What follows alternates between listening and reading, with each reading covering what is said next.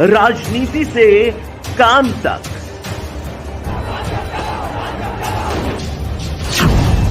अपराध से अंजाम तक, खेत से खलिहान तक, खिलाड़ी से मैदान तक, आईफा की धमाकेदार रात, सितारों से आसमान तक, अब हर खबर पर होगी हमारी नजर। पल पल बदलती देश और दुनिया की हर खबर पाइए सीधा अपने मोबाइल पर। आनंद मोहन समेत 27 कैदियों की रिहाई का रास्ता साफ। बिहार सरकार ने जारी की अधिसूचना। विवादों में घिरे सीएम नीतीश कुमार।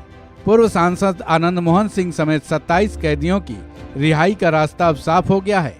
बिहार सरकार ने इसके लिए अधिसूचना भी जारी कर दी है, जिसके बाद आनंद मोहन सिंह और 26 और कैदी जल्द ही सलाखों की कैद से आजाद होंगे।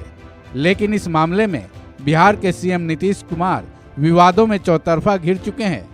एक तरफ बीजेपी ने उन पर जोरदार हमला किया है, वहीं मायावती ने भी उनके इस फैसले पर पुनर्विचार करने की सलाह दी है। बिहार बीजेपी के प्रवक्ता डॉक्टर रामसागर सिंह ने इसे चुनावी रिहाई से जोड़कर देख रहे हैं।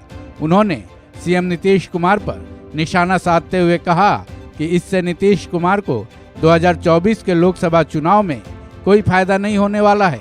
इसके लिए उन्होंने कैदियों की जातिगत आंकड़े पर जोर दिया। उनके मुताबिक जिन 27 कैदियों की रिहाई की अधिसूचना जारी की गई है, उनमें से तो 13 MY समीकरण के हैं, जिसका सबसे ज्यादा लाभ तो आरजेडी को मिलने वाला है। साथ ही उन्होंने ये आरोप भी लगाया कि ये आरजेडी के दबाव में लिया गया फैसला है। हालांकि बीजेपी के इस हमले पर जेडीयू ने पलटवार किया है। जेडीयू प्रवक्ता अभिषेक झा ने जवाब दिया कि सभी की रिहाई का फैसला कानून के हिसाब से लिया गया है, लेकिन आनंद मोहन की रिहाई के इस मामले में नीतीश कुमार पर मायावती ने भी 23 जुलाई को ट्वीट के जरिए वार किया था।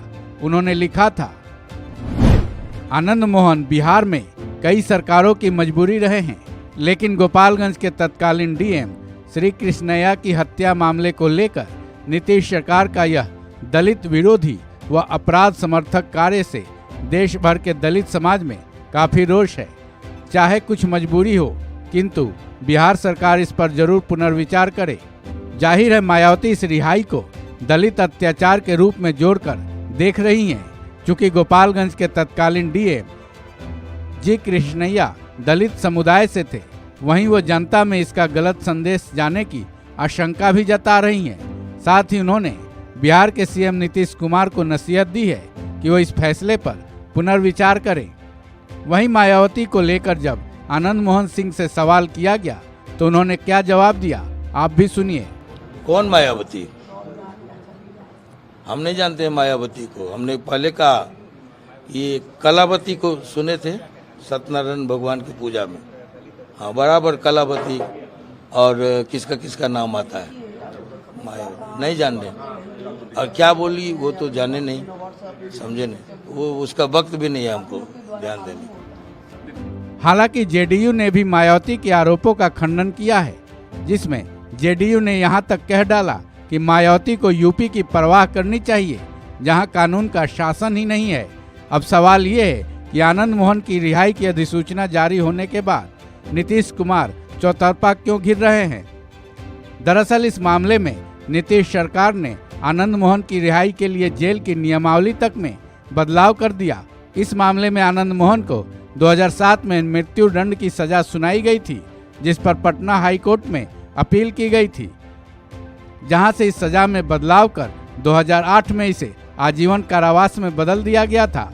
अब 10 अप्रैल को आनंद मोहन की रिहाई के लिए जेल नियमावली में बदलाव किया गया, जिसमें उन मामलों की सूची से ड्यूटी पर तैनात जनसेवक की हत्या उपबंध यानी प्रोविजंस को हटा दिया गया था। इस उपबंध में जेल की सजा में माफी पर विचार नहीं किया जा सकता था। इस उपबंध के हटने के बाद आनंद मोहन समेत 27 कैदियों की रिहाई का रास्ता साफ हो गया। इस खबर में बस इतना। राजनीति की धार हो या खेल की रफ्तार, गांव की चौपाल हो या शहरों का धमाल, आप तक पहुंचेगी हर एक खबर सबसे